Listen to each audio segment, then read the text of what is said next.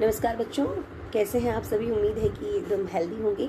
अपने स्वास्थ्य का बहुत ध्यान रखिए, क्योंकि यही आपका जो बॉडी है, आपके जो मस्तिष्क है, मन है, यही आपको निश्चित रूप से हर क्षेत्र में सफलता दिलाने के लिए बहुत ही महत्वपूर्ण भूमिका अदा करता है। इसलिए खुश रहिए, तनाव मुक्त रहिए, तैयारी करिए, मेहनत करिए, क्योंकि इन सब के बिना आप किसी भी लक्ष्य को, किसी भी टारगेट को अचीव नहीं कर सकते। तो बच्चों, आज हम आपको व्याकरण में वाक्य से संबंधित कुछ बातें बताने जा रहे हैं। ध्यान से सुनिएगा। सबसे पहली बात कि वाक्य क्या होता है, वाक्य किसे कहते हैं। देखिए बच्चों, जब हम अपनी कोई बात किसी को कहना चाहते हैं, हम कुछ बताना चाहते हैं, अभिव्यक्ति करना चाहते हैं अपने किसी भाव की, किसी विचार की, तो हम एक स्ट्रक्चर, एक लैंग्वेज के एक स्ट्रक्चर का इस्तेमाल करते हैं, जिसमें हम जो बात कहने जा रहे हैं उसके लिए हम निश्चित शब्दों का इस्तेमाल करते हैं। उनको प्रॉपर तरीके से सेट करते हैं कि कहाँ पर कौन सा शब्द आएगा, तब हमारी बात कन्वे हो पाएगी। तो इस पूरे स्ट्रक्चर को हम वाक्य कहते हैं। सेंटेंस इंग्लिश में इसे कहा जाता है। अगर हम बात करें कि वाक्य जो है उसके जो इम्पॉर्टेंट पार्ट्स कौन कौन से हैं, यानी कि जैसे हम एक इंसान की बॉडी में अगर हम देखा जाए तो बहुत सारे पार्ट्स हैं, लेकिन उनको अगर हम दो मुख्य भागों में डिवाइड करें तो अपर पार्ट और लोअर पार्ट। अपर पार्ट यानी हेड और हमारा जो धड़ है, सीना है, और लोअर पार्ट यानी पैर और हमारे जो फुट और पंजे हैं, उनको हम लोअर पार्ट कह सकते हैं। उसी तरह से अगर हम वाक्य को समझने की कोशिश करें, ये मैं समझाने के लिए आपको ये एग्जाम्पल दे रही हूँ कि अगर हम वाक्य को समझने की कोशिश करें तो उसका भी एक जो है अपर पार्ट और एक लोअर पार्ट, यानी कि अपर पार्ट जो कि पूरे विचार को व्यक्त करता है और लोअर पार्ट जो उसको सपोर्ट करता है। तो इस तरह से अगर हम पूरे वाक्य की बात करें तो उसके दो अंग होते हैं। एक महत्वपूर्ण अंग होता है वाक्य का क्रिया, जिसको हम कह सकते हैं कि ये लोअर पार्ट है, यानी कि ये मूव करता है, चलता है, चलने की बात करता है।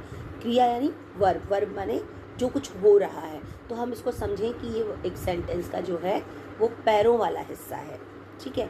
और वाक्य का जो हेड है, यानी कि जहाँ थॉट होता है, जहाँ विचार होता है, हम कुछ करने की सोचते हैं, उसको हम कह सकते हैं कर्ता, यानी काम कौन कर रहा है, कर्ता यानी सब्जेक्ट। तो इस तरह से अगर हम वाक्य के पूरे स्ट्रक्चर की बात करें तो हमें दो पार्ट नज़र आ जाते हैं। एक है कर्ता, दूसरा है क्रिया। और इन दोनों के साथ दूसरे और शब्द भी जुड़ते हैं, दूसरे और पद भी जुड़ते हैं जो इनको सपोर्ट करते हैं। जैसे कुछ शब्द या कुछ पद वाक्य में कर्ता को सपोर्ट करते हैं और कुछ क्रिया को सपोर्ट करते हैं, और फिर उनसे बनता है पूरा बॉडी स्ट्रक्चर। अगर हम अपनी ह्यूमन बॉडी को देखें तो हमारे जो सर में है, सर के साथ बहुत सारे पार्ट जुड़े हुए हैं जो हेड को सपोर्ट करते हैं। फिर अगर हम पैरों की बात करें तो पैरों में भी बहुत सारे पार्ट्स हैं अंदर जो कि पैरों को सपोर्ट करते हैं। तो जो सिर वाला हिस्सा है वो सिर वाले पार्ट से कनेक्टेड है, इसलिए हम उसको अपर पार्ट कहेंगे, पूरे हिस्से को। और जो पैरों वाला हिस्सा है, हम पूरे हिस्से को ही लोअर पार्ट कहेंगे। वैसे ही वाक्य में जो क्रिया और क्रिया के साथ उसकी विशेषता बताने के लिए जैसे क्रिया विशेषण आ गया, या उसके साथ जुड़े हुए दूसरे पद जैसे कि समुच्चय बोधक है, संबंध बोधक है, जो क्रिया से रिलेटेड हो, क्रिया से जुड़े हुए हों, ठीक है।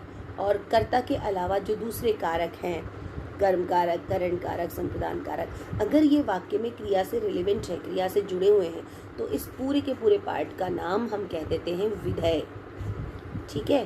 क्रिया और क्रिया से जुड़े हुए सारे जो पार्ट हैं वो उनको हम कहते हैं जो है विधेय।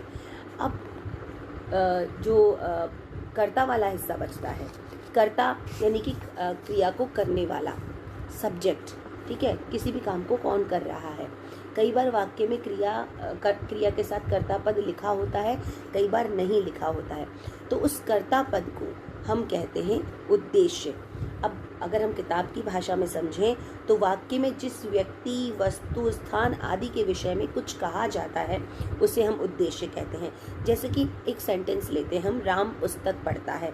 इसमें इस वाक्य में राम जो है उद्देश्य है, क्योंकि पुस्तक पढ़ने का काम राम कर रहा है। और अगर हम सरल दृष्टि से देखें तो राम कर्ता, यानी कि राम सब्जेक्ट है इस वाक्य में, और दूसरा जो पढ़ने की क्रिया है वो क्रियापद है, इसलिए हम उसको कहेंगे विधेय। विधेय के साथ जुड़ा हुआ है, यानी क्रिया के साथ जुड़ा है कि वो क्या पढ़ रहा है, यानी कि पुस्तक पढ़ रहा है। इस तरह से पुस्तक पढ़ता है, ये पूरा पार्ट जो है हम इसको विधेय में